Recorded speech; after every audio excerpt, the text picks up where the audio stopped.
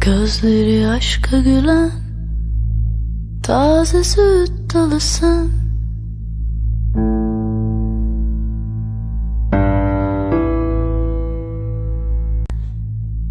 Ah ne güzel ne güzel seni sevmek. Ah ne güzel ne güzel.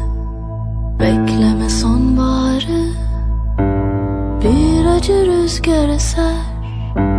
Gel bana her gece sen, saçların bağrıma ser. Tatlı gülüş pek yaraşır, gözleri ömre bedel. Ah ne güzel ne güzel seni sevmek. Ah ne güzel ne güzel. Ah ne güzel ne güzel seni sevmek. Ah ne güzel ne güzel. Gözleri aşka gülen taze süt dalısın.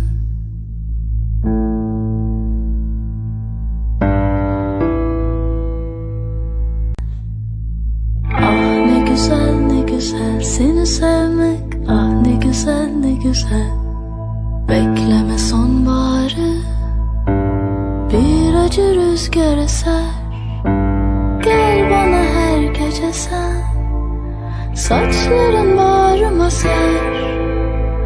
Tatlı gülüş pek yaraşır, gözleri ömre bedel.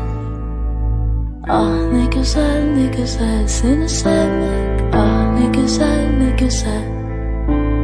Ah ne güzel ne güzel seni sevmek.